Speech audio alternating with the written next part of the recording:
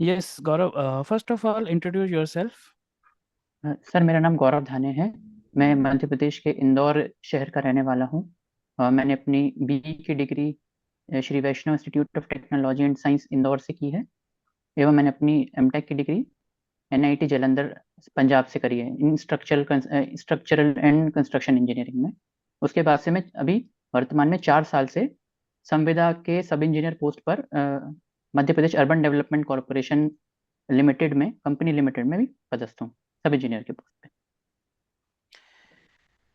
So, what is your job profile in your sir current? सब engine sir सब engineer का job है मेरा फिलहाल का भी। जिसमें मुझे जो डे टू डे एक्टिविटीज होती हैं, construction activities, actually water treatment plant का काम है। वाटर ट्रीटमेंट प्लांट बन रहा है, तो उससे संबंधित जो भी एक्टिविटीज हैं, जो भी मटेरियल टेस्ट हैं और जो भी सुपरविजन का काम है, वो मैं देखता हूँ।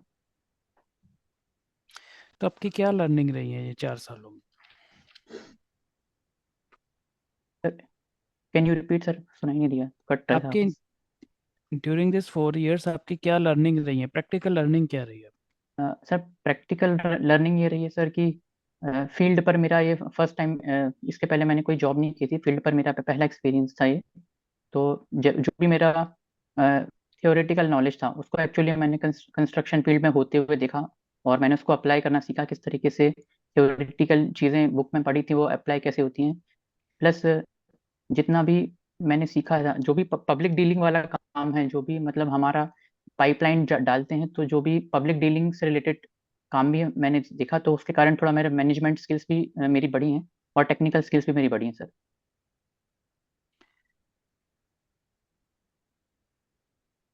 So why this public sector only means आज के टाइम में तो जो प्राइवेट सेक्टर है जी सर। वो भी बहुत अच्छा, जैसे लार्सन एंड टर्बो भी है या और भी सेक्टर्स हैं, वो बहुत अच्छा पे करते हैं। जी सर। तो वहाँ पे आप अपनी क्रिएटिविटी और इनोवेशंस भी बहुत अच्छा इम्प्लीमेंट कर सकते हो और अपने डिसीजंस भी ले सकते हो। तो वाई पब्लिक सेक्टर हो? सर, पब्लिक सेक्टर में जाने का सर, जब से मेरा बी या मैंने एमटेक भी किया था, तो तब से ही मैंने प्रिपरेशन स्टार्ट की थी सर, क्योंकि मेरे को मेरा अल्टीमेट गोल इसमें ही जाने का था। और सर जिस तरीके से सर मेरा ये रहा है कि जो भी मेरे नॉलेज है, या जो भी मेरी जो भी अंडरस्टैंडिंग है, मैंने जो पढ़ा है, तो मैं उसको पब्लिक के लिए अप्लाई कर सकूं सर। पब्लिक के लिए अप्लाई कर सकूं मीन्स कि मैं किसी कंपनी की बेटरमेंट से अच्छा है कि मैं अपने स्टेट के लिए कुछ अच्छा कर सकूं, जिसके एवज में सर वो मुझे एक अच्छा पैकेज देंगे, प्लस मेरी फ्यूचर सिक्योरिटी ज़्यादा होगी, और स्टेबल जॉब रहेगी। तो इन सब चीज़ों को देखते हुए जो मैंने सोचा है कि मैं पब्लिक सेक्टर में ही ट्राई करूंगा sir.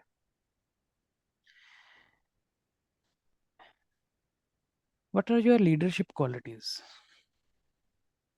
Sir, leadership qualities as in sir, जैसे अभी करंट जॉब में भी मेरे मेरे जो भी कॉन्ट्रैक्टिंग टीम है, जो कॉन्ट्रैक्टिंग एजेंसी की टीम है, उसमें बहुत सारे सुपरवाइजर्स रहते हैं, तो उनको मैनेज करना, पर डे की एक्टिविटीज किस तरीके से होंगी, किस समय पे क्या होगा, जैसे कि बहुत सारी एक्टिविटीज एक साथ चल रही होती हैं। साइट पर काम चल रहा होता है, और साइट भी मतलब सब डिवाइडेड रहती हैं। शहर में भी पाइपलाइन का काम चल रहा होता है, और जो वाटर फिल्टर प्लांट है उसमें भी काम चल रहा होता है। तो उसको किस तरीके से मैं मैनेज करता हूँ, किस तरीके से अपनी स्किल्स मतलब लीडरशिप स्किल्स को यूज करके पूरे काम को मैनेज करता हूँ, कि कहीं पर भी मतलब प्रॉब्लम ना आए, या मटेरियल की कमी ना हो, या किसी प्रकार की कुछ ऐसी प्रॉब्लम ना हो जिसमें पब्लिक पब्लिक को नुकसान हो, मतलब उनकी सेफ्टी से कुछ प्रॉब्लम हो, या इस तरह से जो भी है। तो मैं अपना इस तरीके से काम मैनेज करता हूँ कि इस तरह की कोई भी चीज़ डेली बेसिस पे ना हो। तो आपने मध्य प्रदेश से पंजाब में एनआईटी जालंधर से ने किया यस सर। है एमटेक। Yes sir. तो अपने क्या मीन्स इसमें क्या एक्सपीरियंस रहा आपका, दोनों स्टेट्स के कल्चर का डिफरेंस का? मीन्स क्या आपका वो बियॉन्ड द स्टडीज आपको और क्या ओके एक्सपीरियंस रहा पंजाब में? सर, पंजाब में सर कल्चर अलग है। मतलब मैंने महसूस किया कि पंजाब में कल्चर थोड़ा अलग है। एक्चुअली वहाँ पर मतलब नॉर्मली ज़्यादा तो मतलब मैंने ऐसा कुछ बहुत ज़्यादा मेजर डिफरेंस नहीं देखा, बट ये देखा कि वहाँ का खाना पीना, या वहाँ की लाइफस्टाइल, या वहाँ के लोग थोड़े अलग हैं। और यहाँ पे जिस तरह का मतलब कि ईटिंग हैबिट्स हैं या फूड कल्चर है, वो अलग है। और वहाँ का इन्वायरमेंट, या कह लें सर मौसम भी यहाँ पर थोड़ा अलग है, वहाँ पे थोड़ा सा अलग है। तो इस तरह की चीज़ें मैंने अलग देखी। बाकी बहुत मेजर डिफरेंस नहीं है सर। मतलब यहाँ भी जो मैंने सीखा था, जो मैंने बी टेक बी में सीखा था, उसी तरीके से मतलब हायर एजुकेशन में आगे पढ़ा मैंने, तो उस तरीके से कुछ वैसा मुझे नहीं लगा, बट हाँ कल्चरल डिफरेंस ऑब्वियसली सर। आपको मध्य प्रदेश और पंजाब की जो सिविल इंजीनियरिंग का उसमें कुछ डिफरेंस फील हुआ, या कुछ आपकी कोई ऑब्जर्वेशन या कोई experience? Civil engineering point of view से सर, वहाँ के घर सर, मतलब वहाँ के घर जो लोग वहाँ घर बनाते हैं वो ज्यादा फ्लैट कंस्ट्रक्शन या इस तरह से नहीं है वहाँ पर। जो कंस्ट्रक्शन सर उनके नॉर्मल घरों का, वो थोड़ा सा मतलब अलग है, मतलब उनका मतलब वो घरों का थोड़ा स्टाइल, थोड़ा मैंने देखे वहाँ पे जो घर बनते हैं, उनका एज जो डिजाइन होता है वो कोठी टाइप के मतलब डिजाइन होते हैं, बड़े बड़े हॉल होते हैं, बड़े बड़े आंगन होते हैं। उस सेंस में मैंने थोड़ा सा अंतर देखा था, जो इस तरह का कंस्ट्रक्शन जो है नॉर्मली मध्य प्रदेश में नहीं पाया जाता सर। उनका रेसिडेंस थोड़ा सा अलग देखा मैंने, ये मैंने सर महसूस किया था ऐसा।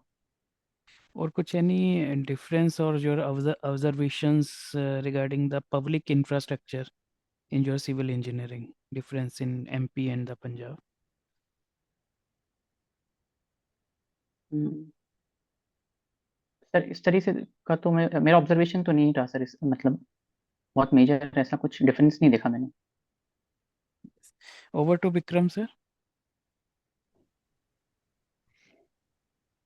Yes, Gaurav. Sir good evening sir. Yes, evening. How are you, Gaurav? Sir I am fine.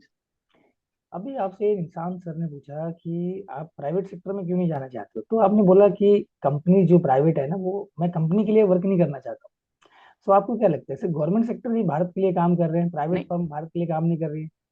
Sir, private firm sir पहले अपने लिए काम करते हैं मुझे ऐसा लगता है, और फिर भारत के लिए, अपने देश के लिए काम करती है सर। अगर प्रॉफिट बेस्ड इंडस्ट्री मतलब अपने प्रॉफिट के लिए काम नहीं करेगी तो फिर वो चलेगी भी नहीं सर, मुझे ऐसा लगता है। और मैंने ये भी महसूस किया है सर, जो भी कॉस्ट कटिंग होती है तो मतलब एम्प्लॉयज को बिना उनकी गलती के भी निकाल दिया जाता है, या फिर जो फ्यूचर है वो इस तरीके से सिक्योर्ड नहीं रहता सर। हाँ वो ऐसा हायर पेइंग कहाँ होते देखा हैं है लेकिन आपने? थोड़ा सर सभी तरह की इंडस्ट्रीज जो बड़ी इंडस्ट्रीज है, अगर अ, मतलब मेजरली तो मैंने आईटीज में इस तरह का जो सीन है वो मतलब कि मैंने महसूस किया है। देखो गौरव, कंस्ट्रक्शन जो इंडस्ट्री। रीजन है ना, जो हायर करते हैं ना जॉब के लिए, उनको पता है कि जो सिविल इंजीनियर है वो बेकार का है, उसको काम ही नहीं करना है। ऑनेस्टली जो है, वो 16 घंटे से ज्यादा अगर वर्किंग उसका 12 आवर्स का है, तो उससे ज्यादा वो 6-7 घंटे मोबाइल पे रहेगा। उनको पता है यार, इससे तो अच्छा है मैं कि नॉन इंजीनियर पर्सन हायर करूँ, उससे काम करवाऊँ। इसको पैसा देके फायदा नहीं है। पहला रीजन जो जॉब कम हो रही है। दूसरा रीजन जो सैलरी कम मिलती है। लेट मी टेल यू, बहुत सारी प्राइवेट फर्म है, ऑर्गेनाइजेशन हैं जो गवर्नमेंट सेक्टर से बहुत अच्छा आपको पैकेज देती हैं, और बहुत ही अच्छा कल्चर भी है। Right, if you are asset for a company, company will never try to lose you. Are you getting? अगर देखो, यस सर, गवर्नमेंट ऑर्गेनाइजेशन में बहुत सारे ऐसे ड्रॉबैक्स है। आपको टेस्टिंग नहीं कर सकते, आपको थर्ड पार्टी को अप्रोच करना पड़ता है, प्राइवेट जी फर्म सर को मैं आपको अप्रोच करना पड़ता है। जी सर मैं मानता हूँ ये, गवर्नमेंट फर्म हाँ। नहीं कर सकती। हाँ जी सर, मैं ये जितना अभी भी तो मैं। आपका मेजर कंस्ट्रक्शन हो रहा है, ये जो आपका बुलेट ट्रेन वाला चल रहा है, national high speed rail corporation, कोई गवर्नमेंट नहीं कर रहा, उसको एलएनटी बना रही है। हाँ सर, वो हैंड ओवर तो मतलब कि थर्ड पार्टी को करके, कंसल्टेंसी भी सर, जैसे हमारे यहाँ भी विभाग में कंसल्टेंसी है सर, मतलब कि हम्म। हमारे और कॉन्ट्रैक्टिंग फर्म के बीच में कंसल्टेंट रखा है जो third party sir, private firm है टाटा। हम्म। तो उसके थ्रू सर डिजाइन और जो ड्राइंग्स हैं वही अप्रूव करते हैं, वही बनाते हैं। तो सर आपका सर कहना ठीक है, बट मेरा सर शुरू से इस तरफ झुकाव था, तो मैंने इसी फील्ड में आगे बढ़ने का प्रयास किया, और मैं बहुत सालों से सर इसके लिए अभी क्या काम देख ट्राई रहे हो कर। अभी आप? सर मैं वाटर ट्रीटमेंट प्लांट बन रहा है एक, मैं मध्य प्रदेश के बुरहानपुर जिले में हूँ, जहाँ शाहपुर एक छोटा सा स्मॉल टाउन है। हम्म। वहाँ की पॉपुलेशन लगभग 20,000 पीपल है, तो उसके हिसाब से 2.7 MLD का वाटर ट्रीटमेंट प्लांट बन रहा है। हम्म। और उसके लिए वाटर ट्रीटमेंट प्लांट की यूनिट्स हैं, प्लस फिर उसके बाद डिस्ट्रीब्यूशन 28 किलोमीटर एरिया की मतलब लेंथ की एक डिस्ट्रीब्यूशन नेटवर्क हमने उस टाउन में डाला है। प्लस वाटर ट्रीटमेंट प्लांट बन रहा है, इनटेक वेल बना है सर। किस तरह की सॉइल पाई जाती है एमपी में?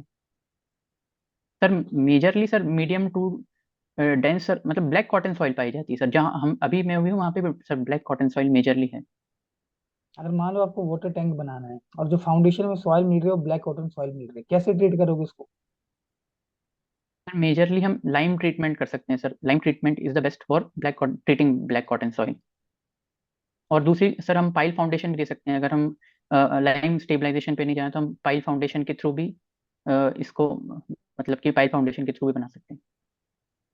अच्छा, लाइम स्टेबलाइजेशन में क्या करते हैं, कोई आइडिया है? सर मुझे उसका सर मैं लाइम का पूरा वो नहीं पता सर कि किस तरीके से वो रिएक्ट करता है, बस इतना पता है कि जो उसकी श्रिंकेज एंड स्वेलिंग प्रॉपर्टीज है उसको लाइम स्टेबलाइज कर देता है, जिसके कारण जो हमारा मेजर प्रॉब्लम है, जो मेजर कंसर्न है, वो चला जाता है। अच्छा, मुझे प्लस पॉइंट बताओ, ये जो ब्लैक कॉटन सॉइल है इसका प्लस पॉइंट क्या होगा? Sir plus point sir agricultural aspect में बता सकता हूँ सर। ये एमपी में कॉटन की जो फसल है वो सर बहुत ज़्यादा पाई जाती है, तो कॉटन के लिए सर ब्लैक कॉटन सॉइल बहुत अच्छी होती है, तो फसल मतलब जो क्रॉप ग्रोथ है वो बहुत अच्छी है sir. Construction point of view से बताओ।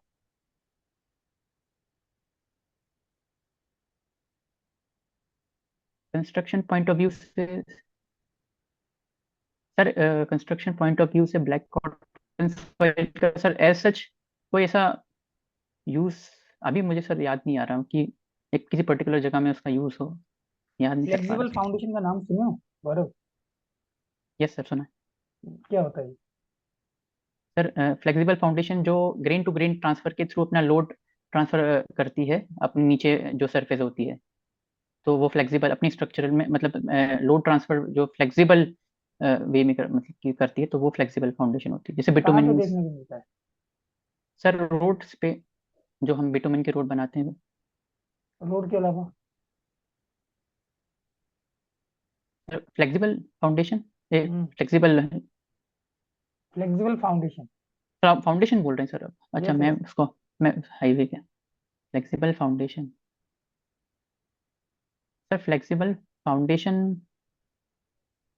सर अच्छा ऑयल अभी स्टोरेज, सर ऑयल स्टोरेज या इस तरह की जो स्ट्रक्चर बनते हैं इन पर फ्लेक्सिबल फाउंडेशन का यूज करते हैं, टैंक्स या ऑयल स्टोरेज के जो स्ट्रक्चर्स होते हैं। अच्छा, अभी जो ये आप कंस्ट्रक्शन देख रहे हो तो इसमें ये आपका जो टैंक है वो कंक्रीट टैंक है, राइट? सर टैंक, हाँ सर मतलब टैंक जो तो वाटर स्टोरेज टैंक है, हाँ हाँ sir what water storage material tank है। You are using, sir concrete ना? कंक्रीट का है। मुझे बताओ कि कंक्रीट आ रहा है साइट पे, जी सर। और कौन कौन से टेस्ट उस कंक्रीट के ऊपर यहाँ पे प्रीफर करोगे उसकी क्वालिटी चेक सर करने के लिए? सर कंक्रीट आ रहा है मतलब हम बना रहे हैं साइट पे या फिर नहीं, आरएमसी मतलब? आरएमसी से आ रहा है। सर आरएमसी से आ रहा है तो सबसे पहले हम ये चेक करेंगे सर कि वो उसका स्लम्प ठीक है कि नहीं, हम्म, स्लम्प जितना रिक्वायर्ड है उस हिसाब से उसका स्लम्प है या नहीं। हम्म। दूसरी चीज सर स्लम्प के अलावा हम उसका क्यूब स्ट्रेंथ चेक करेंगे, जितना मिनिमम कितना चाहिए हमें slum? Strength. Water tank construction में स्लम कितना है? सर वाटर टैंक में सर 50 से 100 के बीच में स्लम्प कंसिडर कर सकते हैं सर हम। कोड क्या है water tank design? Sir I water tank IS 3370 liquid retaining structure. ठीक है। अच्छा ठीक है, आपने सबसे पहले स्लम चेक किया, और जो स्लम कोन होता है कितनी लेयर में उसको फिल किया जाता है? सर उसको 3 लेयर्स में फिल करते हैं सर। 3 लेयर्स में, कौन सा कोड है? Sir IS sir code, sir मैं कोड के बारे में तो श्योर नहीं हूँ सर, लेकिन सर या तो 5 लेयर्स ठीक। वो भी हो सकते हैं सर, मैं थोड़ा सा कंफ्यूज हो रहा हूँ पर। ओके, ठीक है, एक स्लम्प आपने चेक किया, और सर स्लम्प चेक कर सकते हैं, क्यूब कास्टिंग कर सकते हैं, क्यूब के थ्रू हम मिनिमम कंप्रेसिव स्ट्रेंथ चेक करना, हम वो कर सकते हैं कि मिनिमम कंप्रेसिव स्ट्रेंथ कितनी है, प्लस कितने फिर हम क्यूब ये भी फिल चेक कर करोगे? सकते हैं कि सर रिपीट कर दीजिए सर, एक बार सुना ही नहीं कितने दिया था। क्यूब भरोगे साइट के ऊपर, कैसे डिसाइड करोगे? कितने क्यूब भरना है सर ये? हम्म। सर अगर 1 से 5 मीटर क्यूब कंक्रीट के बीच में आ रहा है तो हम एक सेट मतलब 3 कंक्रीट क्यूब कास्ट करेंगे, और अगर 5 से 15 में आ रहा है तो फिर हम दो दो सेट मतलब कि 6 टोटल क्यूब कास्ट करेंगे। इसी तरीके से सर हम कास्ट करते हैं। ठीक है, और स्लम टेस्ट के अलावा क्यूब टेस्टिंग हो गया, और क्यूब टेस्टिंग के अलावा सर हम टेम्परेचर मतलब कि टेम्परेचर जिसके लिए उसको डिजाइन किया है, तो टेम्परेचर भी हम चेक कर सकते हैं किस टेम्परेचर पे मतलब कि वो आया है, तो टेम्परेचर कितना भी हम चेक कर टेम्परेचर सकते होता है? हैं। सर लगभग 27 के समथिंग होना चाहिए सर, डिग्री सेल्सियस। अच्छा, मैक्सिमम फ्री फॉल हाइट कितना है कंक्रीट का, मेरा last question Saurabh. Sir 1.5 meters. ठीक है, okay, now Jatin sir will interact with you. Thank you Yes, Gaurav, I'm sir. audible. Good evening. Yes sir. Yeah, good evening. Gaurav, हम पहले तो मेरे को ये बताओ, डिटर्मिनेट स्ट्रक्चर और इनडिटर्मिनेट स्ट्रक्चर में क्या डिफरेंस है? सर डिटरमिनेट स्ट्रक्चर्स वो होते हैं सर जिसमें जिसमें जो जिनको हम एनालाइज कर सकते हैं। सर एक सेकेंड, डिटरमिनेट स्ट्रक्चर वो होते हैं जिनको एनालाइज हम बिना कॉम्पेटिबिलिटी इक्वेशन के नहीं सर, डिटरमिनेट स्ट्रक्चर्स को हम सर एक मिनट, मैं थोड़ा कंफ्यूज हो रहा हूँ। हाँ, तुम डिटरमिनेट टाइम लो थोड़ा सा। डिटरमिनेट स्ट्रक्चर्स वो होते हैं जिनको हम कंडीशन ऑफ इक्विलिब्रियम की इक्वेशंस से ज्यादा अगर हमारे पास फोर्सेस मौजूद हैं तो उनको हम उसको हम उस तरीके से मतलब एनालाइज नहीं कर सकते। उसके लिए हमको इनडिटरमिनेट स्ट्रक्चर बता रहा हूँ सर, जिनको एनालाइज करने के लिए हमें एक्स्ट्रा कॉम्पेटिबिलिटी इक्वेशंस की जरूरत पड़ेगी उनको एनालाइज करने के लिए। और डिटरमिनेट स्ट्रक्चर्स को हम विदाउट एनी इक्वेशन हम उनको उनके उनके ऊपर फोर्सेस को हम निकाल सकते हैं सर, अच्छा, या एनालाइज कर सकते हैं। तो ये बताओ, आसान कौन सा है कैलकुलेट करना? सर डिटरमिनेट स्ट्रक्चर्स कैलकुलेट करना आसान है सर। मतलब एनालिसिस जो है डिटर्मिनेट स्ट्रक्चर एनालिसिस की इजी होती सर, है? जी सर। अच्छा, तो जब हम कंस्ट्रक्शन करते हैं तो मोस्टली हम इनडिटर्मिनेट स्ट्रक्चर्स बनाते हैं, फिर ऐसा क्यों? Sir indeterminate structures sir actually indeterminate structures में अगर हमारा एक एक पार्ट फेल होता है तो पूरा का पूरा स्ट्रक्चर कोलैप्स नहीं होता, लेकिन डिटरमिनेट स्ट्रक्चर्स में अगर एक पार्ट फेल होगा तो पूरा स्ट्रक्चर कोलैप्स होने के चांसेस रहते हैं। इसलिए हम इनडिटरमिनेट स्ट्रक्चर्स को ज्यादा प्रेफर करते हैं सर। कोई और रीजन इसके अलावा? अ,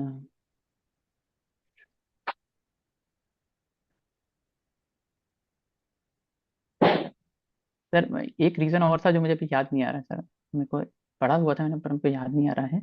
डिफ्लेक्शन से रिलेटेड हो सकता है? हाँ सर, डिफ्लेक्शन। हाँ सर, बेंडिंग बेंडिंग मोमेंट या डिफ्लेक्शन जो है वो डिटरमिनेट स्ट्रक्चर्स में ज़्यादा होता है। जैसे अगर हम बात करें कि एक सिंपली सपोर्टेड बीम में डिफ्लेक्शन ज़्यादा होगा और एक इनडिटरमिनेट स्ट्रक्चर में बेंडिंग या मतलब कि डिफ्लेक्शन हमें कम देखने मिलता है, इसलिए हम इनडिटरमिनेट स्ट्रक्चर्स को चूज करते हैं। अच्छा, तो अगर डिफ्लेक्शन परमिसिबल वैल्यूज के अंदर है तो क्या हम फिर डिटरमिनेट बना सकते हैं? सर डिटरमिनेट बना सकते हैं, लेकिन सर मतलब ऑब्वियसली हम उसको प्रेफर नहीं करेंगे, मतलब हम ये कोशिश करेंगे कि इनडिटरमिनेट हो स्ट्रक्चर क्यों? हमारा जो जब डिफ्लेक्शन परमिसिबल वैल्यू के अंदर है और कैलकुलेशंस करना भी आसान है, तो क्या दिक्कत है फिर? सर लॉन्ग टर्म स्टेबिलिटी के पर्पज से सर देखा जाए तो हम इनडिटरमिनेट स्ट्रक्चर्स को ज़्यादा प्रेफर करते हैं, मतलब उसमें अच्छा, सेफ्टी और सर्विसेबिलिटी और ड्यूरेबिलिटी, एस्थेटिक और इकोनॉमी, ये 5 क्राइटेरिया चेक करते हैं ड्यूरिंग द डिजाइनिंग। जी सर। तो मेरे को ये बताओ, सेफ्टी, सर्विसेबिलिटी, ड्यूरेबिलिटी, इसको थोड़ा समझाओ क्या होता है ये? सर सेफ्टी में सर अगर हम चेक करें स्ट्रक्चर को तो हम सेफ्टी में मेजरली चार चीज में चेक करते हैं सर: फ्लेक्सर, शेयर, बेंडिंग और कंप्रेशन।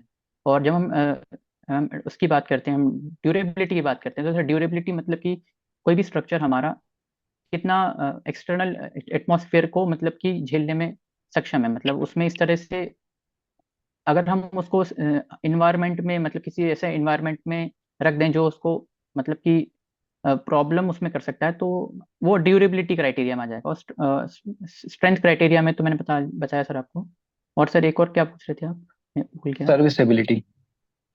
सर्विसिबिलिटी में सर हम मेनली हम आरसीसी स्ट्रक्चर्स की बात करें तो सर्विसिबिलिटी में हम सर डिफ्लेक्शन, वाइब्रेशन, क्रैकिंग, इस तरह से मतलब जो भी सर्विस इस तरह की जो प्रॉब्लम्स क्रिएट हो सकती हैं उसके अंडर हम अपने स्ट्रक्चर को चेक कर सकते हैं सर।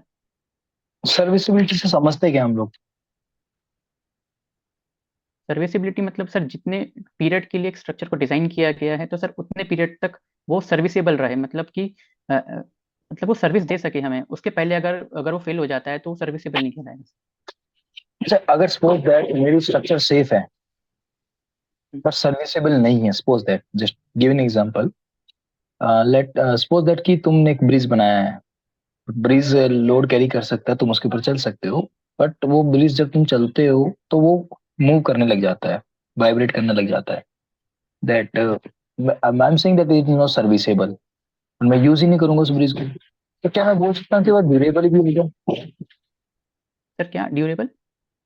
क्या मैं बोल सकता हूँ कि वो ब्रिज ड्यूरेबल भी होगा? कहने का जनरल क्वेश्चन मेरा ये है कि अगर कोई स्ट्रक्चर सेफ है बट सर्विसेबल नहीं है, तो क्या ड्यूरेबल उस पॉइंट पे जस्टिफाइड होगा?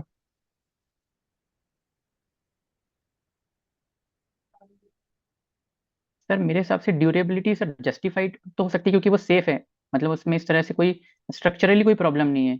लेकिन ड्यूरेबिलिटी सर मतलब कि मेरे हिसाब से वो ड्यूरेबल हो सकता है और नहीं भी हो सकता सर, मतलब डिपेंड करेगा कि किस तरीके से वो है। तो सर मैं मतलब एग्जैक्ट तो नहीं बता पा रहा हूँ सर, सॉरी मुझे। ठीक। अच्छा, मेरे को सिग्निफिकेंस बताओ काइनेमेटिक इंडिटरमिनेसी का और स्टैटिक इंडिटरमिनेसी का significance. Significance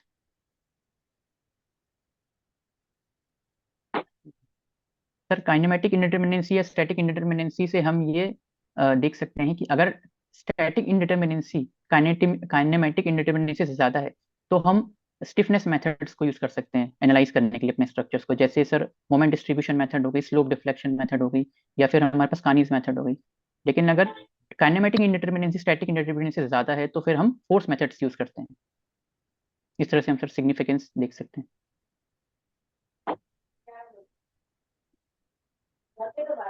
okay, moment distribution method की जब हम बात करते हैं तो इसमें मोमेंट डिस्ट्रीब्यूशन मेथड में ये मोमेंट डिस्ट्रीब्यूशन का क्या मतलब है यहाँ पे? सर मोमेंट मतलब कि जॉइंट से मोमेंट डिस्ट्रीब्यूट होता है सर, मतलब मेरे को एग्जैक्ट सर मैंने अभी मतलब पढ़ा नहीं था सर, मतलब मेरे को इतना याद है पहले किया हुआ था यू सर हैव डन अभी मैंने। MTech in structural sir engineering. Yes sir. अच्छा, स्ट्रक्चरल डायनामिक्स क्या होता है? सर स्ट्रक्चर डायनेमिक्स मतलब कि डायनेमिक लोडिंग के केस में हम अपने स्ट्रक्चर को किस तरीके से एनालाइज करेंगे, तो उस तरह के मतलब स्ट्रक्चर्स को हम डायनेमिक स्ट्रक्चर्स मतलब डायनेमिक इसमें पढ़ते हैं, इस स्ट्रीम में पढ़ते हैं सर। ओके। जैसे सर अर्थक्वेक लोड या विंड फोर्सेस के लिए अगर हम स्ट्रक्चर को एनालाइज करेंगे और उसको डिजाइन करेंगे तो वो स्ट्रक्चर डायनेमिक्स की कैटेगरी में आएगा सर। ओके। अच्छा, तुम्हें सपोज दैट सीमेंट की स्ट्रेंथ फाइंड आउट करनी है, जी सर।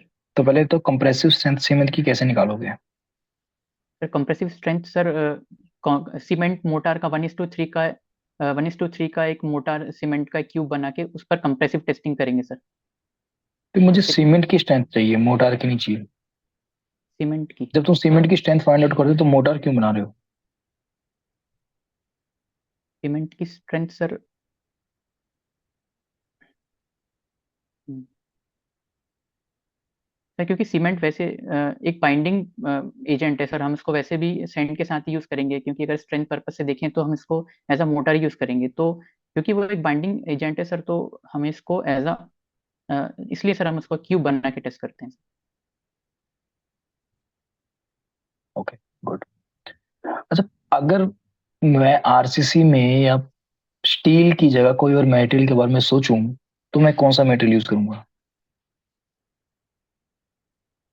सर ऐसा मटेरियल जिसका कोफिशिएंट जिसका थर्मल एक्सपेंशन कोफिशिएंट हमारे मतलब कि कंक्रीट से थोड़ा मिलता जुलता उसके लगभग हो, तो उस तरह के मेटल को या उस तरह के हम ज्यादा प्रेफर करेंगे सर। ऐसा क्यों है? अल्फा की बात क्यों करनी है हमने? सर अल्फा सर क्योंकि अगर किसी भी तरीके का सर टेम्परेचर स्ट्रेस या मतलब कि वो एक होमोजीनियस एक्शन बनाता है सर, मतलब एक concrete will act as a homogeneous material. इसीलिए सर मतलब कि जब उस पर किसी तरह के स्ट्रेसेस आएंगे तो क्रैक्स नहीं पड़ेंगे सर। क्रैक्स नहीं पड़ेंगे? किस वे में बोल रहे हो तुम, क्रैक्स नहीं बोल सर पड़ेंगे जैसे? अ, सर मेरा कहने का मतलब है कि किसी भी तरह का मतलब स्ट्रक्चरल लोड आएगा तो मतलब कि वो अलग अलग मतलब कि बहुत ही ज्यादा डिफरेंस नहीं होना चाहिए सर दोनों के बिहेवियर में। दोनों के बिहेवियर में बहुत ज्यादा डिफरेंस होगा तो वो कंक्रीट हमारा सर नॉन होमोजीनियस हो जाएगा, मतलब कि वो बहुत ही ज्यादा उसमें ज्यादा सर वो प्रॉब्लम हो सकता है, मतलब उसको एग्जैक्टली ठीक से समझा नहीं पा रहा हूँ बट सर कहने का मतलब सर वो होमोजीनियसली एक्ट नहीं करेगा। ओके, चलो मैं तुमको एक मटेरियल का नाम बता देता हूँ। आप तुमने नाम सुना होगा बैम्बू फाइबर्स। यस सर सुना है। बैम्बू का हम यूज कर सकते हैं, तो क्या हम यूज कर बैम सकते हैं स्टील की जगह उसमें? सर हम लो मतलब कि लो जहाँ पर फोर्सेस या लोड्स कम है वहां पर हम बैम्बू यूज कर सकते हैं सर। और कहीं कहीं जगह कौन पे से जहाँ लोड, पर कौन सा फोर्स? सर एक्सटर्नल जो फोर्स उस पर आ रहा है उसको अगर वो मतलब कि बहुत ही मेजर इंपॉर्टेंट स्ट्रक्चर नहीं हो और जो लोड्स आने वाले लोड्स उस पर कम हो तो हम यूज कर कौन सकते सी हैं सर। स्ट्रेंथ तुम कंसीडर करके चलोगे? जब तुम रेनफोर्स कर रहे हो मटेरियल को, कौन सी स्ट्रेंथ कंसीडर करके चलते हो? सर रेनफोर्समेंट के लिए सर हम टेंसाइल स्ट्रेंथ कंसीडर करके चलते हैं सर। क्या हर केस में क्या हमें टेंसाइल स्ट्रेंथ ही फाइंड आउट करनी होती है जब भी हम रेनफोर्सिंग की बात करेंगे? सर रेनफोर्सिंग करने का सर प्राइमरी रीजन यही होता है कि कंक्रीट कंप्रेशन में बहुत स्ट्रांग होता है लेकिन टेंशन में बहुत वीक होता इज है। इट नेसेसरी कि तुम्हारी स्ट्रक्चर जो तुमने बनाई है और उसमें तुमने reinforcing as a steel use किया हुआ है, और instead of steel let us suppose कि तुमने बैम्बू यूज किया है, तो क्या तुम्हारे स्ट्रक्चर में हमेशा टेंसाइल फोर्स ही आएगा रेनफोर्सिंग जोन में, जो जहाँ तुमने रेनफोर्समेंट किया हुआ है? क्या कभी कंप्रेसिव लोड नहीं आ सकता है? सर लाइक मैं आ बीम की सक बात कर लेता हूँ, लाइक मैं बीम हम्म, की बात करता हूँ, तो क्या जरूरी है कि हमेशा बीम में जैसी लोडिंग आएगी तो हमेशा हम्म। टेंसाइल ही आएगा बॉटम जोन में जहाँ रेनफोर्सिंग प्रोवाइड किए हुए है? सर मेजरली तो जैसे सिंपली सपोर्टेड बीम की बात करें तो सर जो नीचे सर टेंशन जोन ही होता है तो टेंशन के लिए ही हम उसको डिजाइन करते हैं। तो वहां पर क्या कभी हम कंप्रेसिव आ सकता है? सर कंप्रेसिव आ सकता है सर कैंटिलीवर के केस में, कैंटिलीवर बीम के केस में। तो ऊपर टेंशन बन जाएगा, तो ऊपर फिर से तुम स्टील यूज करोगे। Sir ji sir. मेरा कहने का, मेरा क्वेश्चन तुम समझ नहीं हाँ पा रहे सर हो। मैं मेरा समझ क्वेश्चन ये है कि हर जगह समझ हम गया। स्टील यूज कर रहे हैं ना, तो मैं जी बोल रहा हूँ सर। अगर रिवर्सिबल हो गया स्ट्रेसेस किसी भी, मैं let me give you situation like earthquake आ गया। हम्म अर्थक्वेक की सिचुएशन में स्ट्रेसेस रिवर्सिबल हो सकता है because acceleration hmm. Can be any, या विंड लोड की वजह यस से भी सर। स्ट्रेस रिवर्सिबल हो गया है। तो उस केस के अंदर फिर अगर यस तुमने बैम्बू यूज किया हुआ है तो क्या वो वहां पे वैलिड रहेगा? सर उस केस में मतलब कि उस केस में नहीं होगा सर, स्ट्रेस रिवर्सल वाले जो जहां पर अगर इस तरह का केस है तो फिर हमें अवॉइड करना चाहिए सर, क्योंकि वो इतना इतना ज्यादा स्ट्रांग नहीं होता कि वो स्ट्रेस रिवर्सल्स जैसे अर्थक्वेक की सिचुएशन को हैंडल कर सके।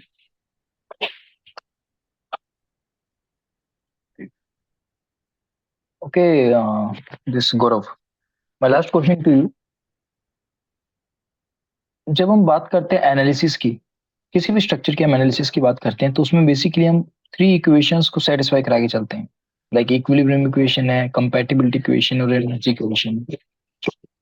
और जब हम कंपैटिबिलिटी इक्वेशन की बात करते हैं, तो मुझे कंपैटिबिलिटी इक्वेशन को समझना है, तो तुम मेरे को थोड़ा समझाओ उसके बारे में, कंपैटिबिलिटी इक्वेशन को क्या होती है?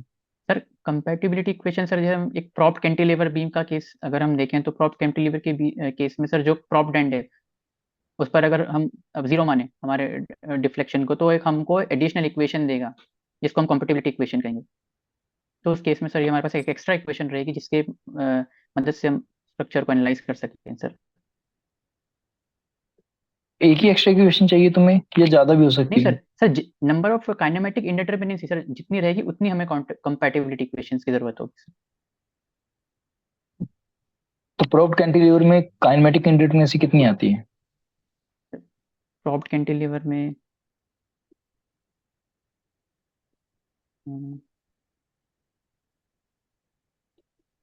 सर मेरे को अभी याद नहीं आ रहा सर कैंटिलीवर में कितना आएगा, लेकिन सर मतलब मेरा कहने का मतलब यही था कि जितनी काइनेमेटिक इंडिटरमिनेंसी रहेगी उतनी हमें compatibility equations sir find out करनी होगी। अभी तुमने हम बोला ना कि अगर एक इक्वेशन की जरूरत है, तो उसका तो मतलब मैंने काइनेमेटिक एग्जांपल इंडिटरमिनेंसी। सर एक एग्जांपल दिया था कि सर उस तरह की इक्वेशन को जो एडिशनल इक्वेशन हमें मिलती है तो उसको सर हम कंपैटिबिलिटी इक्वेशन कहते हैं सर।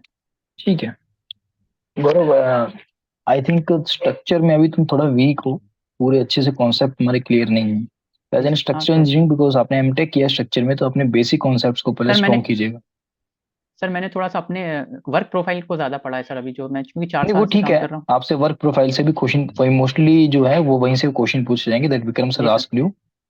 तो मोस्टली तो क्वेश्चन वर्क प्रोफाइल से भी पूछे जाएंगे, बट आपका जो बेसिक बैकग्राउंड है, जो स्ट्रक्चरल है, तो जी उससे सर। भी जी सर। क्वेश्चन के एक्सपेक्टेशन है, तो वहां से भी पूछे जाएंगे आपसे।